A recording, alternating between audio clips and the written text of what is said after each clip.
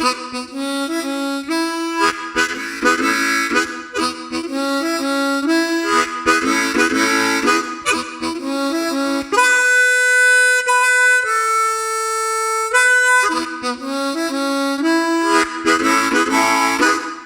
back to the Charlie Music Podcast. Welcome to episode 5. Yes, episode 5. My name is Kyle. We got CJ here this evening. How are you, sir? Good. It's good to be here. That's good. So we're back with episode 5. We are doing video again because video seemed to work last week. So we're doing video and we again. get funny things out of it. Yeah. Yeah. Well, hopefully. So. Episode 5, measure 5 of the book The Music Lesson by Victor Wooten. Yep. And we continue our saga. Yes. Right? Yep. But what have you been listening to? I'm going to get you this time before you get me. You're going to get me. The Fairfield 4 is the new listen of the week. So I found this group. It was one of those, I was going through the Rune forums, which I haven't been on in a long time. But the Fairfield 4 is a group, if you've ever seen the movie Oh Brother, Where Art Thou, they are in that movie. And they did, who did they see? Elvis Costello, I think. Yeah, they did. They backed Elvis Costello on the Letterman show at one point. I've never watched the movie. I got to see the movie now. I haven't either. But they're a really great group from Tennessee. They're kind of like African-American spirituals, 4 guys, barbershop almost style. So pretty cool group. No, I was impressed when you shared it on the live show. Yep. This past Sunday. Yep. And I actually I streamed their entire I Couldn't Hear Nobody Pray album on Friday, which was a lot of fun. That's awesome. So. Yeah, no, they were really good. I haven't listened to them more, but I need to. That's my next thing. Yep, so. And I think I got another one that I'm going to check out this week. Freya Ridings, I've been hearing a lot about, and she's been on my list of people to check out. So I'm going to check her out on Friday. So very cool. If you're listening to this, you're too late, but that's why you should be listening on Friday evenings because we listen to new stuff. So Freya Ridings is a female singer from the UK, and kind of the progressive rock Natalie Merchant kind of style, almost Amy Winehouse ish. Cool. Excuse me. So that's what's in store for Friday. I don't know what else we'll do. We'll do something else. It's already happened when this came out. Oh yeah, that's right. So it doesn't matter. Yeah. Yeah. We also did the Bloodline on Friday, which is a group that Joe Bonamassa was in when he was 17. But we were talking. I remember us talking about that. Yeah, the group is really cool because it's got. I mean, it is. Let me see if I can find the thing quickly because I always forget who's in the group, but the amount of like history that's in the group is just crazy. Let me just Google it really quick. Go ahead. That all being said, Kyle goes live on Twitch every Friday, which is what he's talking about. And I'm sure we'll... Yep, Friday evenings, 8 p.m. 8 p.m. And then we go together on Sundays at 7:30 p.m. The past few weeks, we have been doing Victor Wooten and stuff. This past one, after this episode came out, we did a in memory of Harry Belafonte, who passed away. Yes. On April 25th at 96 years old. He was a groundbreaking singer and actor. He was a huge activist, using his celebrityism for the good of the people. So we did a nice couple hours of his music talking about him. I'm sprinkling a little bit here or there, but so if you missed it,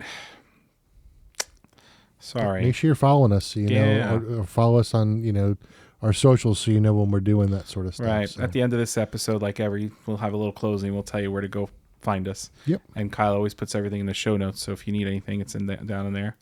Yep. Even a link to purchase the book, The Music Lesson, which we're not affiliated with, so we don't make any money on it, but we think it's so good that we're still putting the link out there. Yep, absolutely. So the Bloodline. Here's the Bloodline. It's got Robbie Krieger's son. So Robbie Krieger was the guitarist for the Doors. So Waylon Krieger playing the guitar. Barry Oakley's son, who Barry Oakley was the bassist for the Allman Brothers. So his son Barry Jr. on the bass. Then you have Miles Davis' son Aaron on the drums. And Really? then you have Aaron. Yeah. Jeez. Then you have Aaron Hager, son of Sammy Hager, singing vocals, and then 17-year-old Joe Bonamassa. That's crazy. So yeah, it is quite the group. That's awesome. Yeah. Very cool. Unfortunately, only one album, but We got one album though. that's right. We could have gotten nothing. Yep, you could have.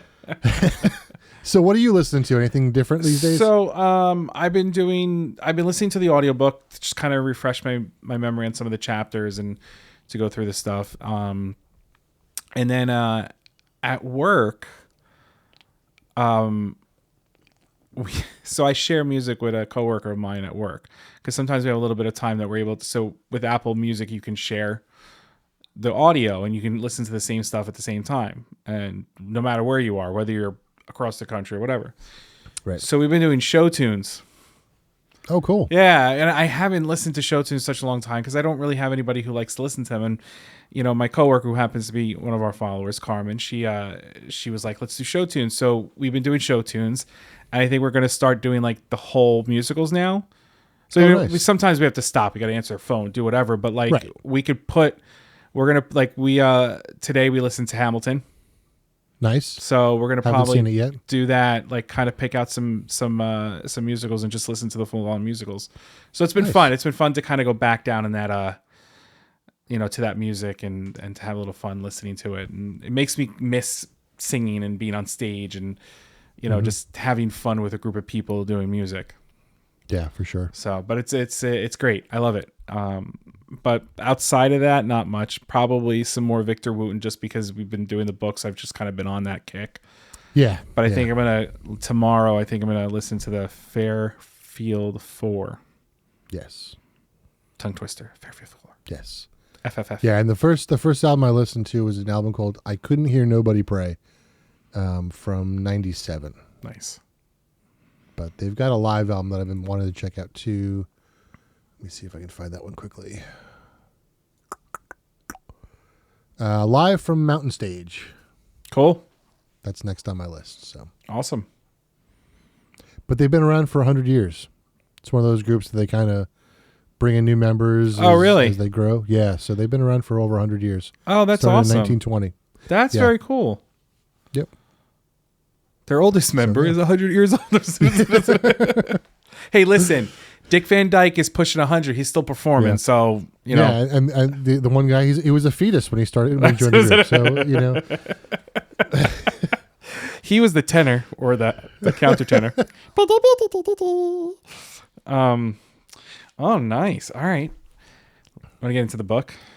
let's get into the book. So this is measure 5, emotion and feel. Yes. Which again, this was one of those chapters where I was like, oh, cool. I'm going to pull out so much stuff out of these chapters. And not that there isn't poignant stuff that we pull out of this, but there's not as much as I anticipated because of what the title of the chapter. All the chapters are fantastic, but you go into it now and you think, oh, emotional feel. I'm going to take out so many things out of this thing. Yeah. But you don't. Mm-hmm. But what you do take out is big. Right. Does that make sense? Does that make sense?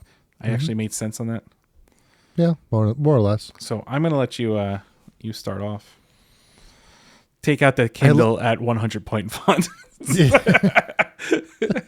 Yeah, we're trying the Kindle tonight. So I've got the big words edition Kindle, which means there's about 3 words on a page. So, but it's illuminated so I can see it.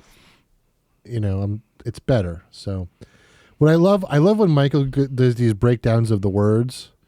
Like he talked about music. Yes. And MU is for mother and SIC is for science. Yes. So music is the mother of all sciences. So he says, emotion is a powerful force. E meaning energy and motion meaning activity. So motion can be looked at as energy in motion or active energy. If you play with vowels, the hidden meanings can be brought out of many words. Looked at another way, motion or mutone means mother of all vibration. Now you can see the power in this word. Emotion is a key element in music and in life.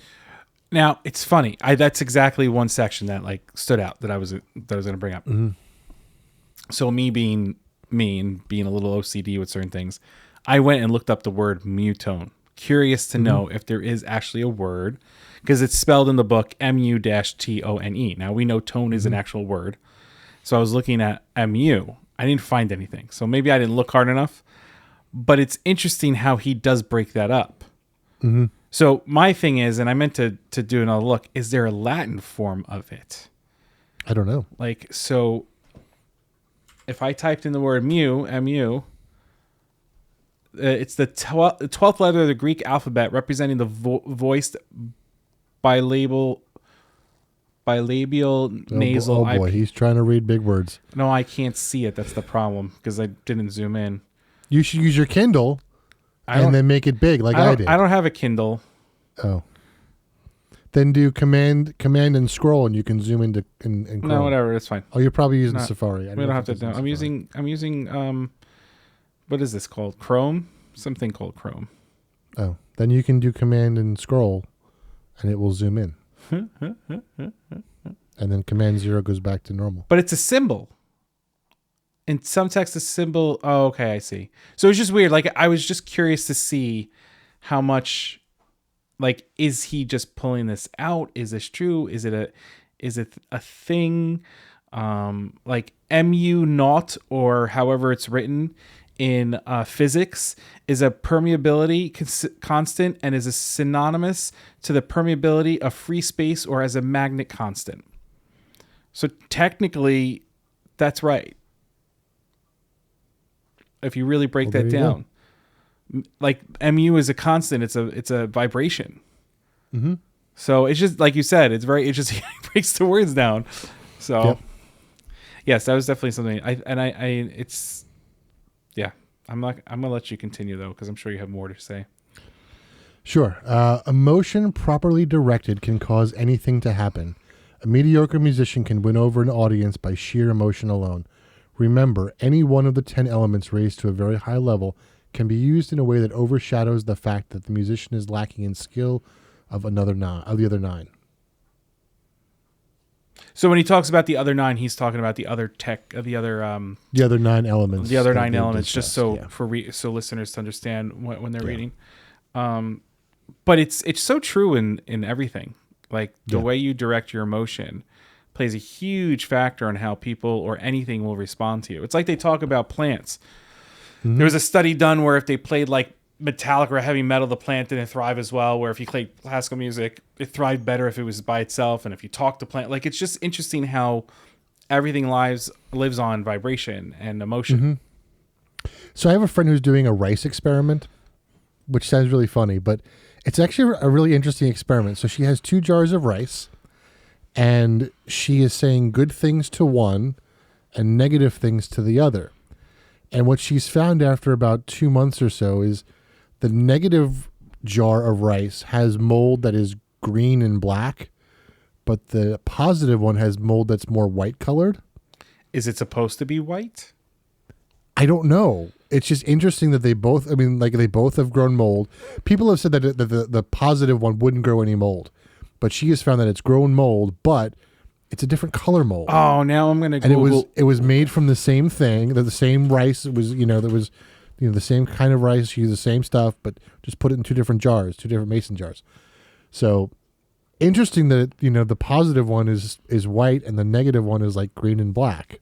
So I don't know if that's, but she's putting emotion into it, which I thought was kind of interesting. That's interesting. I'm trying to find out if they say anything about white mold. So the question that came up is, what are the white spots on uncooked rice? So maybe that's what could be starch. And it says you're likely dealing with rice weevils. There are more than 60,000 species of weevils worldwide, broadly characterized as tiny beetles with long snout.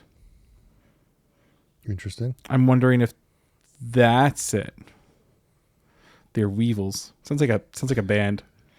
The Weevils. That's so interesting. Mold on rice presents itself as black, green, or white. Powdery substance on the surface of a dry or cooked rice. Mm-hmm. Interesting. There's a whole there's a website called Mold Tutor. The most common mold that grows in rice is called Aspergillus oryzae. You're really going after the big words tonight. Or Oryzae. Whilst this mold strain can cause gastrointestinal discomfort if eaten, so moldy rice has best been discarded. So basically, the mold is bad mold as well. Very interesting. Yeah. So there's. I'll put this link to this this website in. This might be where she found it, but this is from Medium.com. It's called the article is called "If Negative Words Can Make Rice Mold, Imagine What They Can Do to People." So it's an experiment that this person did with. We just came out of the book and went into food. Yeah, it's about right for us.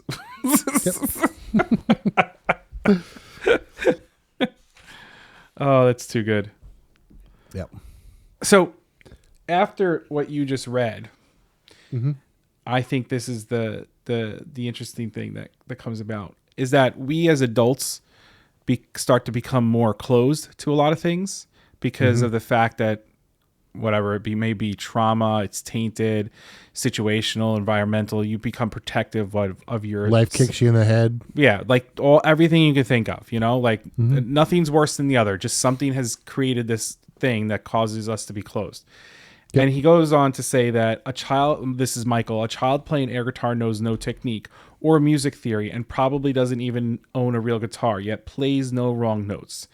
The sheer enjoyment he exudes overshadows any of his shortcomings. This is emotion in action.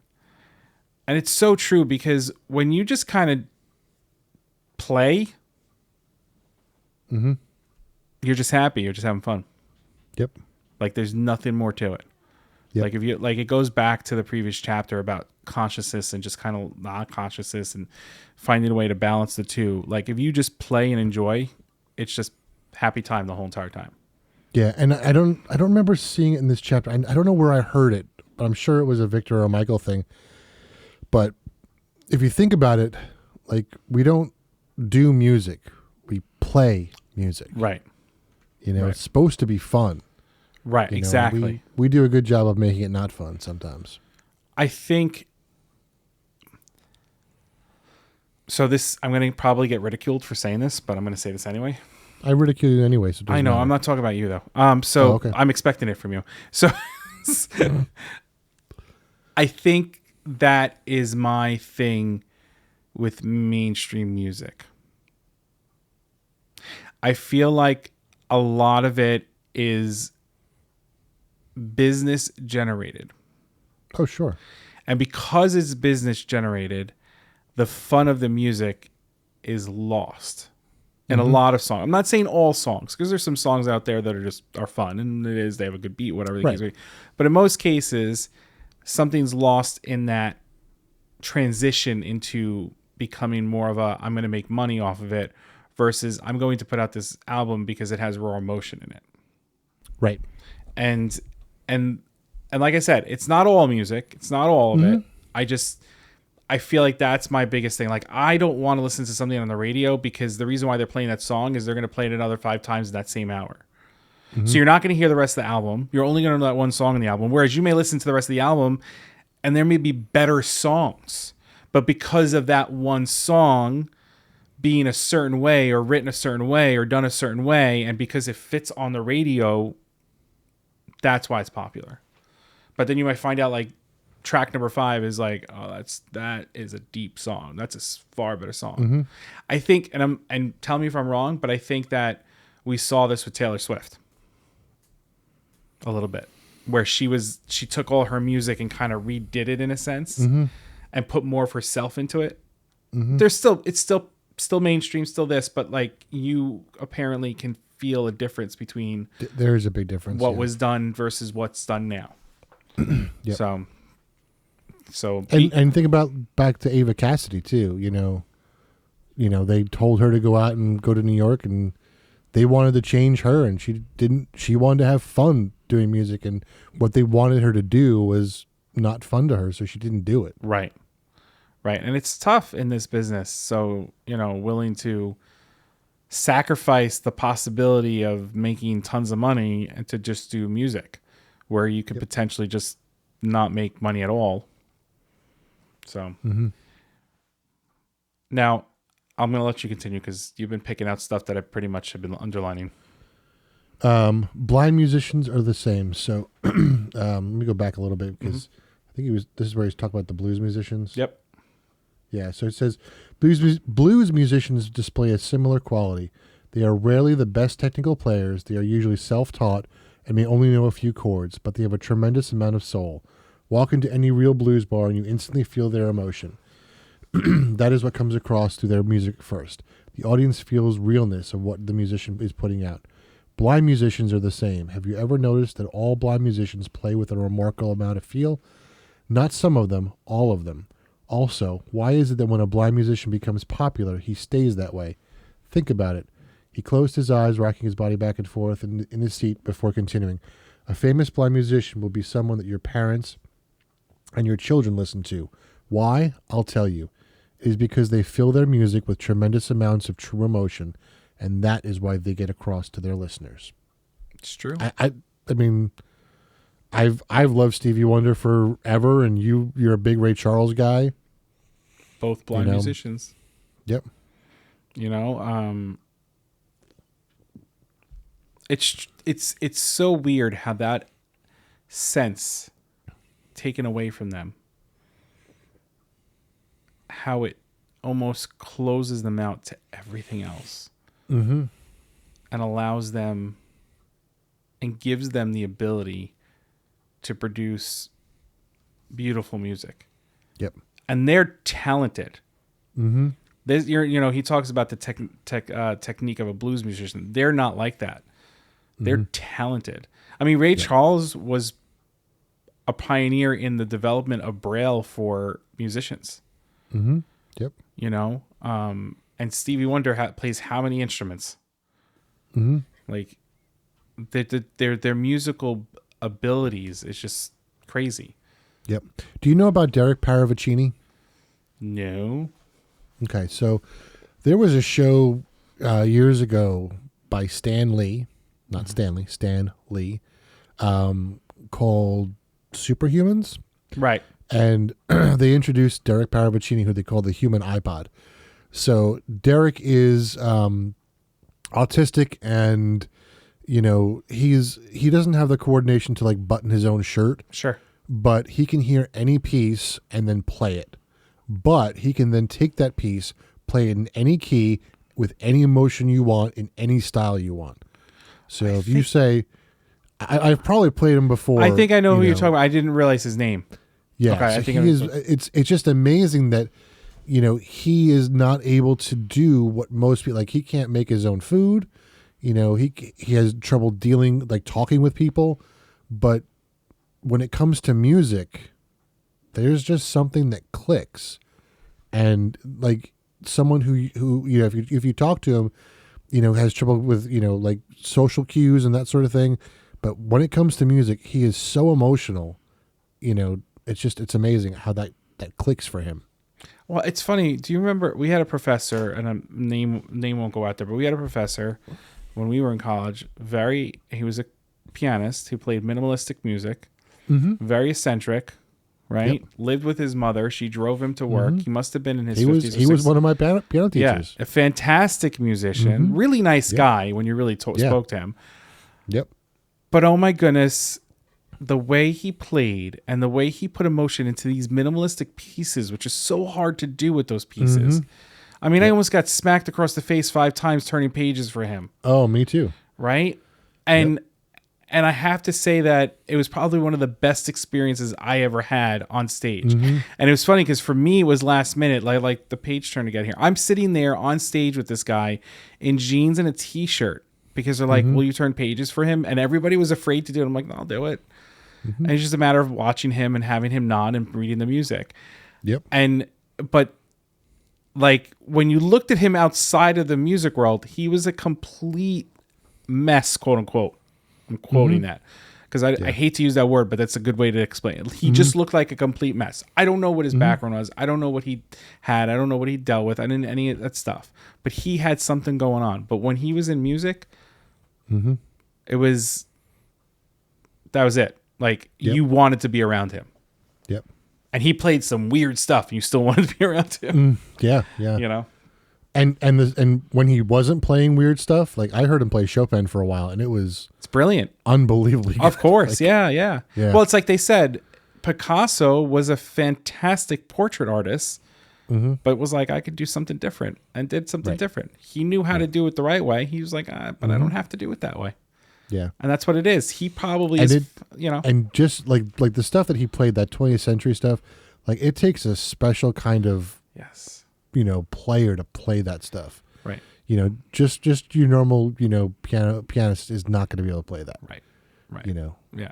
So Wow. It just this chapter is sparking more than I anticipated, but in a good way. Doesn't it In a good way. always? It always does. You read the last thing you read was it was because they fill their music with the tremendous amounts of a true emotion.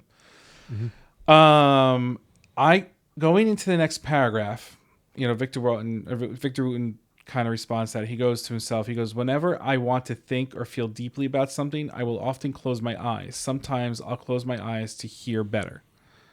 And I've definitely have caught myself doing that, especially when listening to music, where I just close my eyes because it allows me to put my focus on what's going on.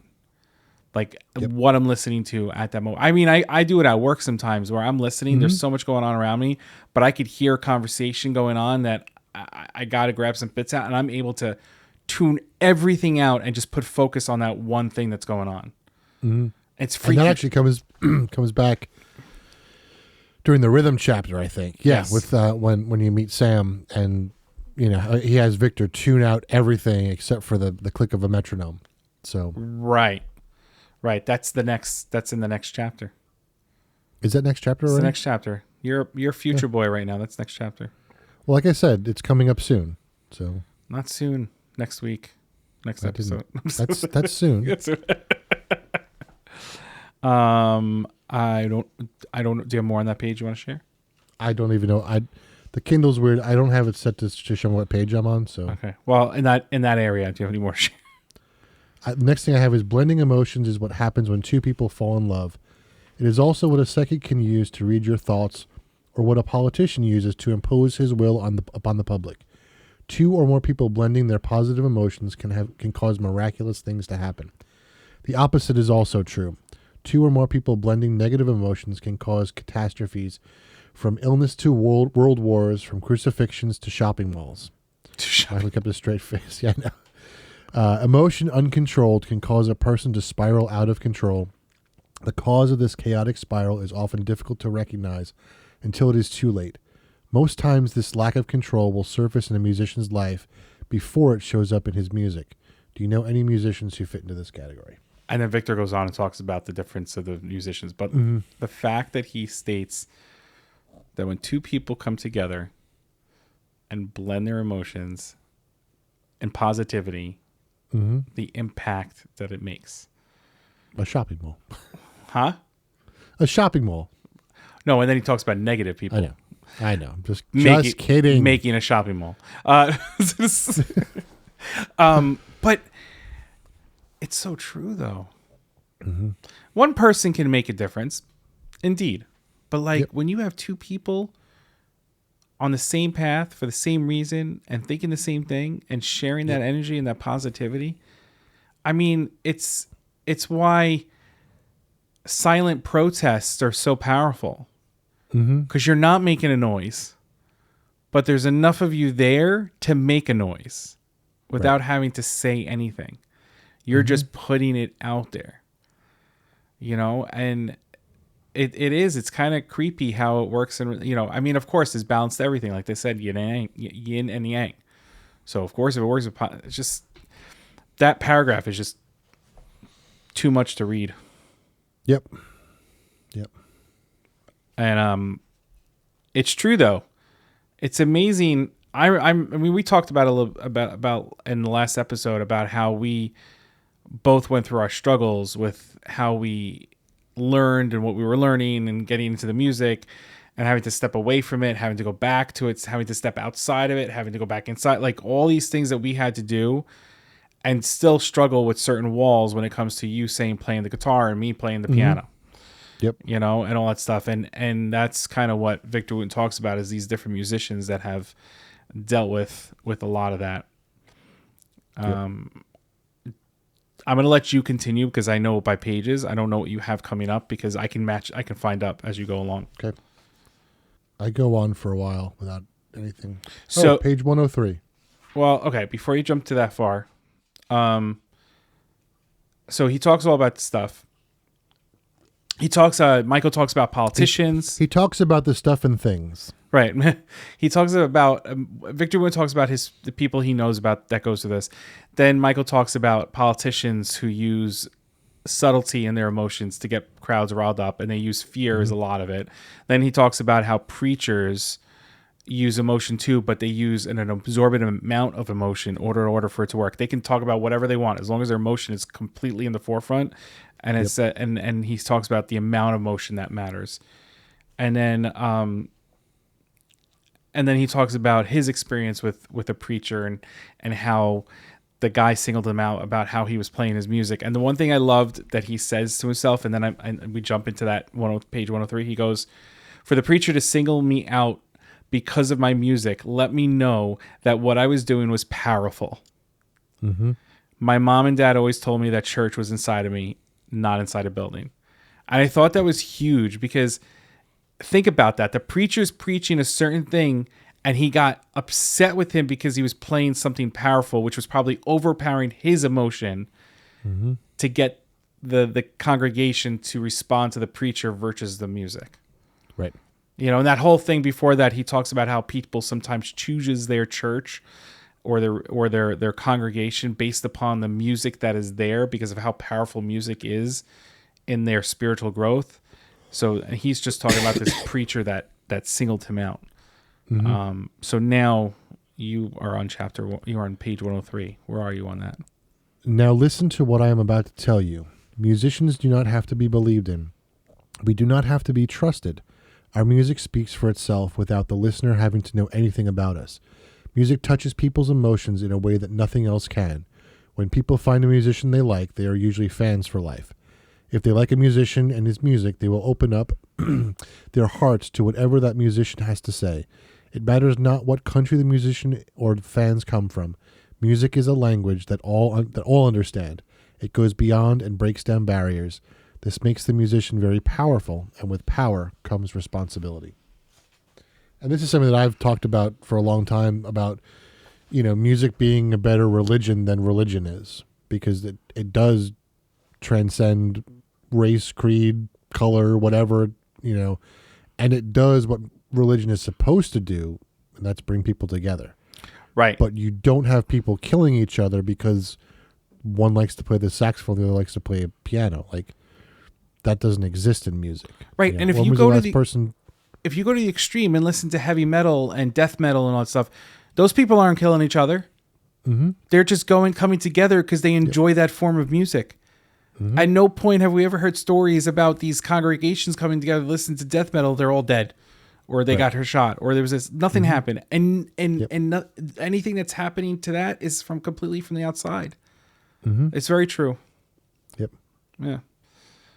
Yeah. Music is totally a language. And it's one of those, like, it's funny because I also look at it the side that, like I said, my wife is hard of hearing, from deaf family. Sign language is their first language. Even the vibration of music plays a factor. Mm-hmm. Because you were at our wedding, half the people dancing were deaf. And the way we had the speakers situated, they were able to enjoy themselves. They were on this floor dancing, and they were having such a great time. And it was just because of the vibration of the music. Mm-hmm. And that in itself can speak to somebody, which... Was it this chapter that he talks about that? No, it's this. Let's continue. I think it's this chapter. Okay.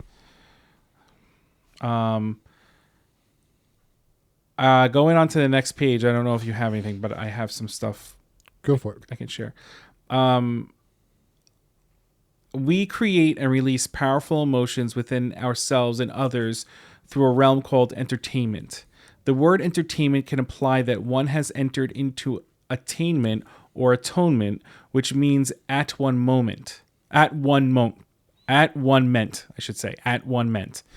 You could also call it intunement. Whatever you call it, just know that it represents a high level. So when you partake as a spectator, you may be watching someone who has attained this level. But you're not only watching the artist is allowing you to join him at this level. If you join him, it allows both you and the artist to reach even higher levels. As a spectator, you are actually able to push the artist to these higher levels. A gifted artist will carry you with him. Yep. And Victor's response was, that sounds cool. It does sound cool. Mm-hmm. And I think there are two really good musicians that do this. One of them is Bobby McFerrin, and the other is Jacob Collier. Yes. The way they were able to get the audience to interact with them and make them part of the show is really cool. Yeah, I think that's huge. I mean, I think they're the epitome of that because of what they do. Yes. I think any musician that gets the audience to do even a call response, that's a big deal too. But I agree, they're probably the top rung on that because they do incorporate the way they incorporate. Yeah, absolutely. Totally agree with you. Moving down further in that page, he says something to the fact the only time you may want to blend with those types is when you have enough positive energy to dilute his negative energy. So he basically is talking about an artist who has attained levels of negativity and how you could potentially still play with that artist as long as you have enough positive energy to break that down. Mm-hmm. And that comes even into life. Just sometimes you just deal with people that have so much negative energy that you need to use enough of your positive to be able to balance yourself out with them. Yep. Yeah. And I think I remember, was it a podcast that we were doing or was it a live stream? But I think you were the one that said, because I had someone affect me negatively one day just by their energy. And I think you said you should tell people to be responsible for their own energy. And I totally want to make that a sign or a shirt and like wear it around and bash people over the head with it when they're being stupid. Well, but if you think about it, the average person doesn't understand or doesn't want to accept or doesn't know how to accept what's around them. Mm-hmm. They don't understand the feelings that they get. Right. It's not something that's taught to you. It's something you have to learn. It's and you can't even show it to somebody. It's something you have to accept. And it's funny because it's like when I've spoken to people about Reiki therapy or I speak to people about spirituality in the sense of my belief and also about even paranormal. I could talk to you about it all you want. I could talk to you about Reiki therapy. I could tell you I'm a Reiki master. But if you don't have the belief in it when I go to perform this Reiki therapy on you, it's not going to work. Right. Because you're not accepting of that energy at that time. Mm-hmm. So if you're not accepting of energy and I come to you with a bunch of positive energy, there's two ways it's going to go down. You're going to either be like, whoa, I can't take this, or you're going to want to absorb it and be a part of the whole entire conversation. Right. And I think people need to learn how to control and accept their energies. And I think that when people do that, and I'm not saying it's easy. There's no way that it's it's not easy. But if we were to learn how to accept the fact that we all put out a vibration, it could change a lot. Yeah, it sure could. I mean, that's what music does. It puts out a vibration. It's literally what it does. It puts out a vibration. You know, and we radiate and we put out that vibration. It's a tough thing. It's a tough task. You know. Yep. What I do like what they say at the bottom of this though. The cool thing about entertainment is that it's a choice. You know, it's not like politics where people get upset at you and say you're not American because you're not into politics. And it's not religion where people are like, I can't believe you're not into religion, like that type of stuff. Music is still a choice, free and unencumbered. This is beautiful to some and frightening to others. Yep. Yeah. And then Victor kind of puts his response to that. It is hard to understand why musical freedom would be frightening to anyone, but I knew that what he said was true. It was this very freedom that caused that pastor to single me out in church. Mm-hmm. It's true, because when you're the most powerful person in the room when it comes to, let's say, emotion and vibration, and then there's someone in the background that's sharing that emotion and sharing that vibration and wants to be powerful with you. They don't want to pass you. They don't want to be better than you. They want to be a part of what you're sharing. That's going to scare the person that's already has the power. Yep. Which is why politicians freak out the way they freak out. Mm-hmm. Yep. Yep. And then it goes on and says, radio used to be driven by the public. Now it is driven by business, which is what we were talking about before. Exactly. It seems that artists have to water down their music in order to be successful. That causes many great musicians to sacrifice their freedom in order to get their music on the radio. And I was like, one of the ones that I always kind of, I don't want to say, I disagree with my thought now. Never mind. But there are a lot of musicians out there that, the idea is that you have one or two big hits per album, and then, the rest of the album is filler so that you can last longer on the charts. Right.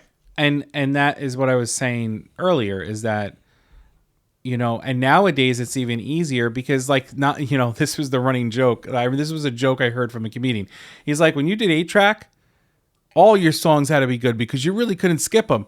So if you didn't have good songs through the whole entire 8-track, that was a crap track. That was a crap 8-track. And it's nowadays, even with a CD, it was like, skip. Or I'm going to burn my own CD and take the songs off that I want. Right. And even now they're releasing singles. Right. And these one-off songs. There's so many artists just releasing one song. And then maybe later on they'll release a full album. But for the most part, like, the releases now are just a song. Right. Or you could just make a playlist of your favorite songs. Which, don't get me wrong, I've done, but it's more on the fact that sometimes you want to just hear those songs. But they're coming off an albums where I pretty much listen to the whole entire album because they're fantastic albums. Yep. Or the group is great, or whatever the case may be. And it's true. We're able to do a la carte with our music nowadays because of how it's done. Yep. Then they talk about how I don't know how true this is, and I'm very curious to do the research on this. Michael talks about how they have files. The politician keeps files in specific musicians like Jim Morrison, Elvis Presley, Jimi Hendrix, Bob Marley, and a bunch of others. And then he talks about how in 1968, President Johnson called upon James Brown to address the public after Dr. Martin Luther King was killed, because he was the only one who had the ability to bring the crowd down from the riots and everything that was going on. And he did exactly what he was supposed to do, and then they kind of kept track of him because they realized how powerful he was as a human. And I'm not saying that this is true, but I actually want to do some research on this and find out how true it is. I know there's documentation to prove the whole thing about it, but I'm just saying, like, how deep does this really go is the question. Right. And then they talk about how powerful church music is and how churches use music. But so my thing is this, and you're an organist and you worked with church choirs and not in all different, not like in specific religions, but or faiths or whatever. And my thing is this: if you have the right person preaching, they're going to use the music for the right purpose. If you have the wrong person preaching, the music doesn't mean anything. Yep. Am I wrong? Like, no, and I know a lot of this stuff. A lot of stuff that you do is more Lutheran, but I come from a Catholic faith, and there's not a lot of preaching, but more of speaking of the scripture.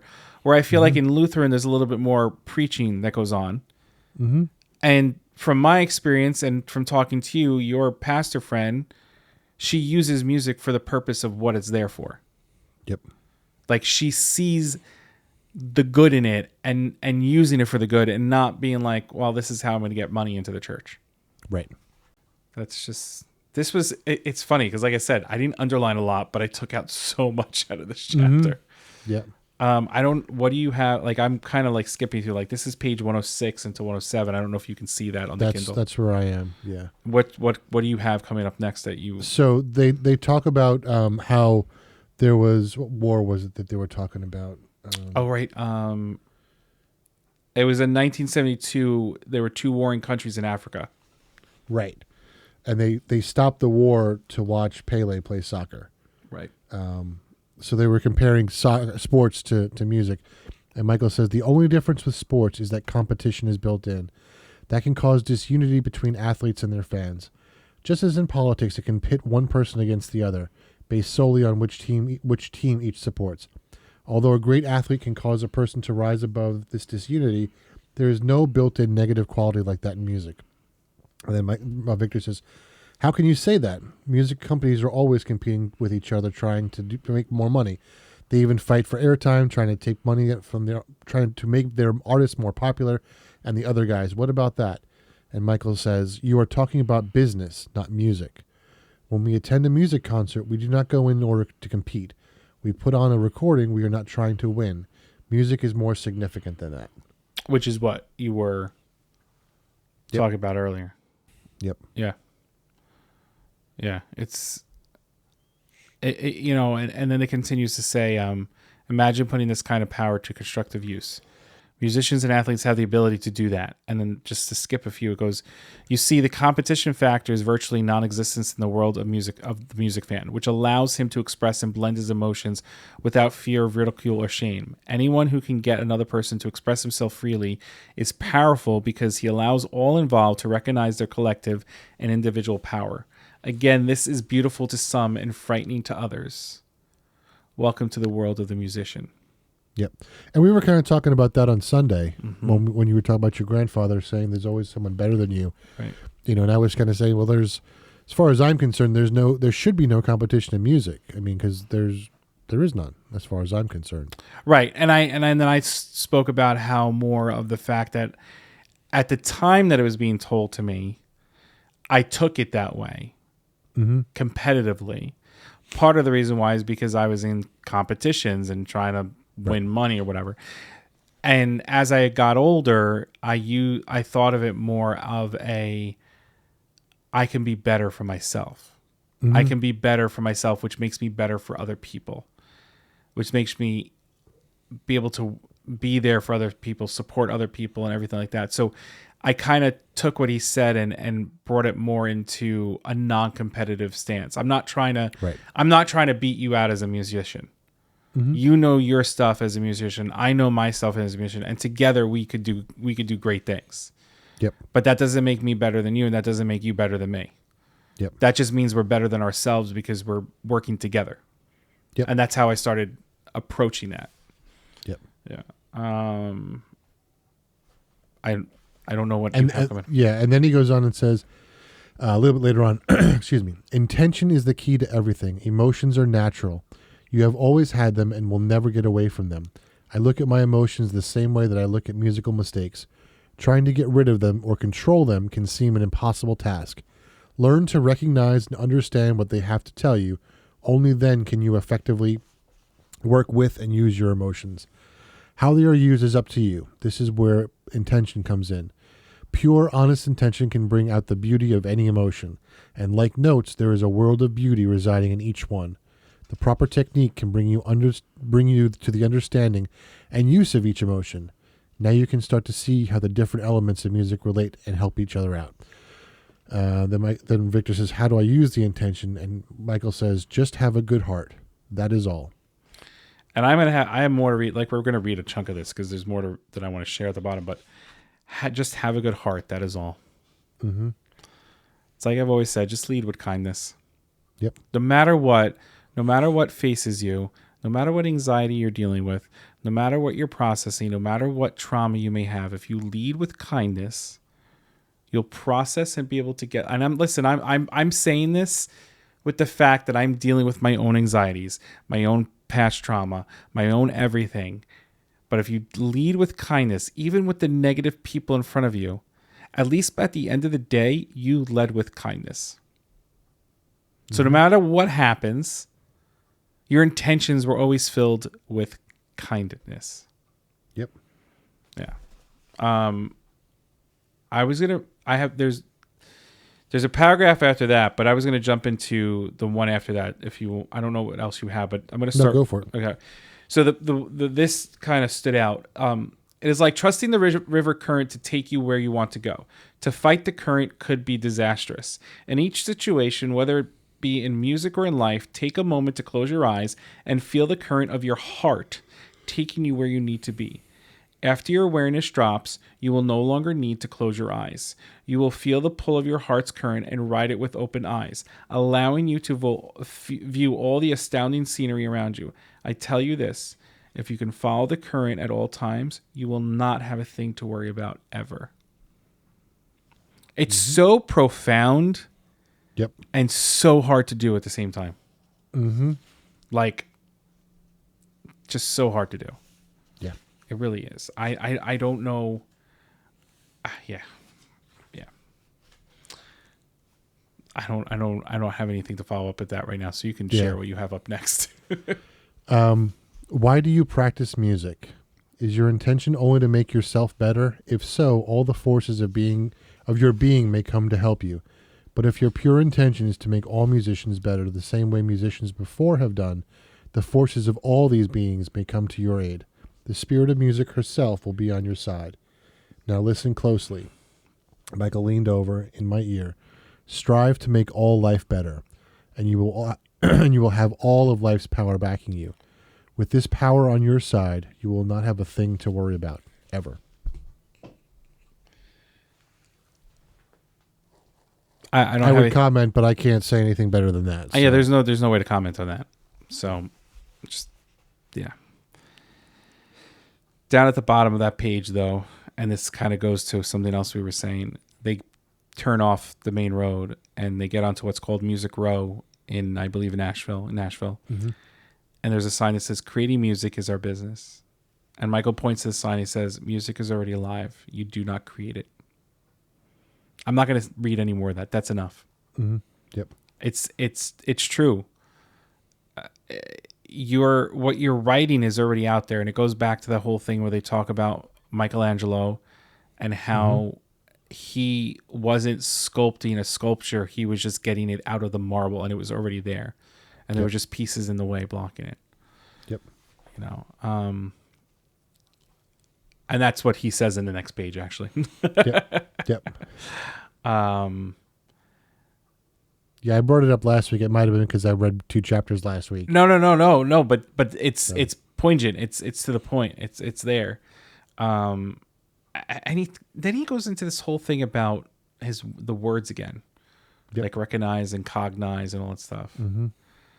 But I want to jump past it unless you want to talk about that. No, go for it. So this is what I think. This is one of the coolest things that came out of this chapter. The word musically broken up becomes music ally. Play musically and you become an ally of music. You actually help music do what it is here to do. The same is true with nature. Play and act naturally and you become a nature ally, a friend, a helper, and a contributor to nature. The word natural means having the characteristics of nature, but also means without sharps or flats. That's in music, of course. Which is why I speak of music and nature in the same breath. They are the same thing, and it is everyone's best interest to become their ally. Your pure intention combined with emotion is the best way to do that. Do you understand? No. You don't understand that? Not yet. I get it, but I okay. Can't that's what I was going to ask you. So, like, it makes sense, but it doesn't. But I can't do it yet because we're dealing with our own past. We come from a time where mental health was not seen yet, not in the way that it's seen today, and we had to process and deal with things. Sometimes not process and deal with things. Like, it just didn't happen. And now, later on in life, you're processing and dealing with these things that you should have been able to process and deal with back when you were a kid.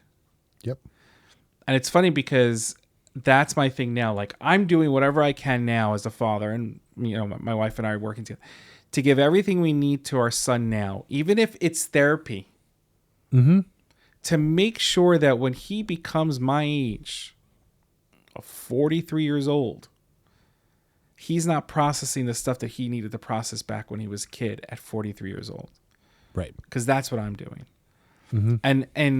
And that's why I think it's so amazing that there are more and more celebrities out there using their celebrityism to put mental health in front of them. Kevin Smith just did it recently on Instagram, talking about how he had a mental breakdown and he went to his facility to talk about all this stuff. And I didn't read a lot about it, and I know a lot of people are like, you either love him or hate him, but right. I don't think anything he's ever done was done with bad intention. I truly think he's that good of a person. Right. You know, and to come out and to kind of say, hey, listen, I've had this. And that's what I think that this book is hugely about, is Victor Wooten's mental health. Yep. And how he was processing so many things in his life and just didn't know how to process it. Mm-hmm. You know, the struggle within himself to be a better person more than just a better musician. Right. And I agree with you. I understand what I'm reading, but I don't get it yet. I'm not there yet. Mm-hmm. So, yeah. And the whole music as an ally thing comes back a lot in the second book. So, yeah. We'll return to that. Right. So, the next part of the book, or I mean the chapter, like there's a few pages, is more of a scenario. Yeah. So the idea is they pulled into the driveway of Victor's house, and they're parked there, and Michael and then they're talking, and Michael picks up a stone and he holds onto it for a few minutes, and he puts the stone on the hood of the car, and he tells Victor to get 4 more stones. And Victor picks up the 4 stones and he says, put them on the car. And Michael's not looking at this. His back's turned. He can't see anything that's going on. And he goes to the car and he picks out the stone that he originally picked up. And Victor, and they did this multiple times. And every time he picked up the stone that was his stone that he originally picked up. And Victor could not understand how he was doing this. Yep. And then, so Michael, of course, wanting him to learn this, tells him to pick up a stone, to hold on to it, and then to put it down and try to pick out the stone. Of course, Victor couldn't do it the first few times that he did it. It took him up until like the second to last stone to pick out a stone. Mm-hmm. And Michael teases him and says, try to do it on the first time next time. But he goes, how? How do I do this? And he says, put emotion into the stone. Mm-hmm. So he tells Victor to put in the emotion of love. Mm-hmm. Which is something I've always said, that love is one of the strongest emotions, which we all know, because it's one of the hardest to deal with. Right. Because there's good, there's bad, and there's the ugly involved in love. There's hate in love. Yep. There's kindness in love. There's a lot of hurt in love. Yep. There's everything is incorporated in this one emotion that's supposed to be the most amazing emotion that we've ever or will ever feel in our lives, whether it's through family, whether it's through friends, whether it's through a significant other, whomever you're sharing that emotion with. And I'm going to go as far as even pets, because sometimes that's all people have are pets, like, and there's plants, even plants, all people have are, like, there's just, that's what it is. So he says to put it into this rock, and Victor says, okay, I'll do it. And he holds onto the rock. He does everything he can, in a sense, also feeling silly that he's doing this, but he puts the focus on it. Gives the rock back to Michael. Michael puts the rocks in the car, and Victor goes up, and it takes a few moments, and he feels the heat that he felt off of the rock, of his rock, and he was able to pick his rock out. Yep. So I believe in this. I do too. I was going to ask you, do you believe in this? Yeah. I believe in transfer of energy. There has actually been a study done of how transfer energy works. There was even a thermal camera used on someone. I don't even know if the video, it's an old video, showing these two people sitting together and this heat transfer between the two of them. So there's some scientific studies done. Energy is a big deal.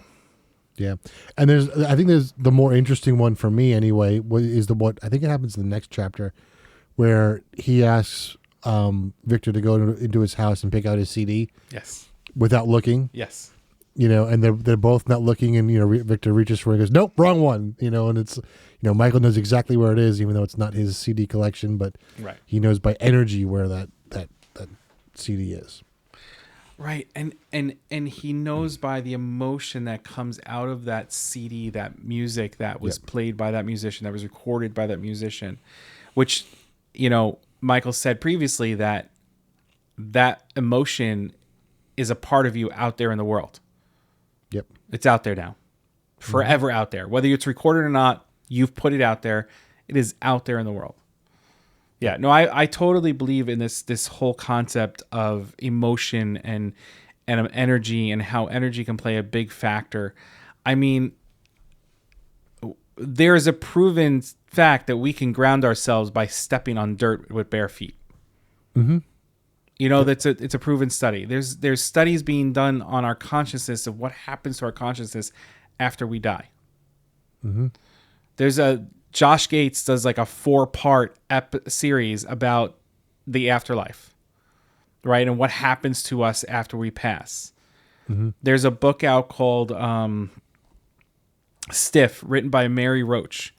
And I read it, and I also listened to the audiobook, and she talks about what happens to cadavers after they go, but she talks about what happens to your soul, your spirit, and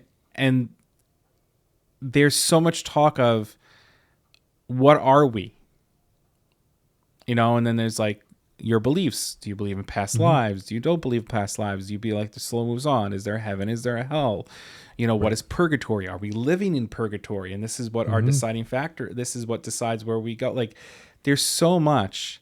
Yep. And I've always wondered why we talk about God or a higher being, and when you go to all religions, we're all talking about the same God and higher being. Yeah. Yep. And if you read the religions and you look at all the religions and you look at everything that's written down, they're all talking about the same stuff. Mm-hmm. And then we as humans take certain things and we're like, well, we're going to misconstrue this a little bit. We're going to make this work the way we want it to work. Yep. But in all religions, it's all about kindness. In all religions, it's all about being the good for the person. And they're using this higher being to help instill fear into people in order to create the kindness in the world. Mm-hmm. How do you do that when you're instilling fear into people? Right. And I know that that's like, I'm interpreting it the way I see it. I'm not saying this is 100% true, but this is my theory and interpretation on it, which is why I've always struggled with a religion versus having a spirituality and faith. So that's how I see it. It's like we're focusing on the same God, and we need to be fearful, right? Is that what they say? They say you have to be fearful of this God because depends on what religion you're right. But in the about. sense that's more Judaism. They focus more on the Old Testament, which is where that comes from. Right. But their religion is religion of light. Mm-hmm. So it's just, I'm just saying, like, it's all these different factors of how they talk about this God, being fearful, being whatever, but they're still instilling something in you to be a certain way. If you're not kind, that person, that God is going to be mad at you in some way, shape, or form, or you're not going to get the good in life, or you're not going to, whatever the case may be, that's an extreme thing, but I'm just saying, like, right. So and I think that, I think that's why this book and the next book is becoming such a staple in the way I perceive life. Mm-hmm. Yep. It's kind of scary. Yeah. And to go back to what you were saying about love, it says, love is the strongest of all emotions. It is also the root of all emotions. In a sense, it is what all things are made of. It is definitely what all things eventually revert back to. So using love as an emotion will allow you to blend with the very essence of the thing that you are focused on. Exactly. Yeah. Yeah. That was a good find considering you have a Kindle in your hand. Mm-hmm.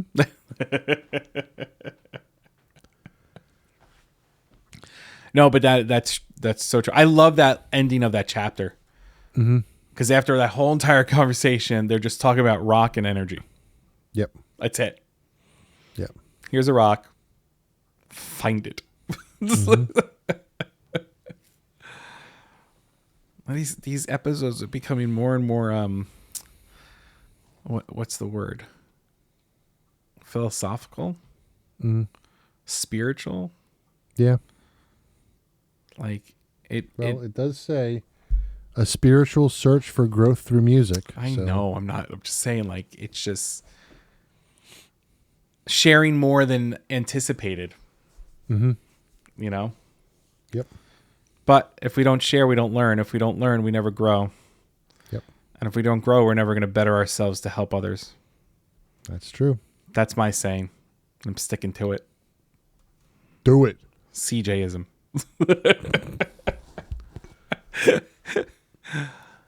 I have nothing more to say. I don't either. Let's do a little so when this episode drops Friday night after, Kyle will be live at 8 p.m. I'm sure he'll figure out last minute what he's doing, because it's always nice to find it last minute, because sometimes you just find the good stuff last minute. Yep. The Sunday after, we will go live at 7:30. Typically, we've been working with the Victor Wooten albums, and we've been kind of going in order of date. The one that we just did this past Sunday, as mentioned earlier, it focused on Harry Belafonte, just because he passed prior, and he was a huge impact in the music community as well as activism, and he used his celebrityism for the right reasons. So, but yes, join Kyle on Friday nights, join us on 7:30 on Sundays, and we're gonna, whoever reads our closing, we're gonna read out all of our social media stuff, and follow us, join us. So we have Instagram, Twitter, we have Discord, we got our Twitch show, we have YouTubes now, and these episodes, if you want to see us, starting with episode 3 or 4. So episode 4 of this season, we started filming us, so you can actually see us on YouTube making faces and doing silly things and whatnot. Yeah, when you hear our closing, you'll hear all that good stuff. Kyle, as usual, puts everything in the show notes. All the good stuff. Our link when tree, I remember. when he remembers. And I think that's it. I don't think I have anything else. Yeah, I think that's it. Are you reading the closing, or am I reading it? You did the first 3, so I'll do the next 3. Well, that's a good split. I like that. Yeah, it's very nicely done. It's very kind of you. And just for so we did do a pre-record of the closing. How many takes did it take you to do yours? It didn't take me that long. It took me like 2 or Like 3. 14 or 15? No, it didn't take me that. Did it really? Was way more than 2 or 3. Oh yeah, it was like did it really? 7 or 8. I don't remember taking that long doing it. Yeah, I did it in 1. That's crap. But then, but then again, I didn't have something going 3, 2, 1. That's true. I tried it every time. That's so yeah, that's great. That's good. So with that being said, we'll do the closing, and then we'll see you all next episode. Yeah. Thank you for listening and continuing this lovely saga of the music lesson. Yep. Have a great week ahead. Yep. And we'll see you next time. See you next time. Thank you for listening to the Turn on the Music podcast. We hope that you join us next week. Click on the link tree in our show notes to follow us on Twitter and Instagram. You can also subscribe to our Twitch and YouTube channel. If you'd like to continue the conversation, join us on our Discord. If you like what you heard, please share it with a friend. And if you really want to help us promote the show, head over to Apple Podcasts or the podcast service of your choice and give us a 5-star rating. Remember, always share the music.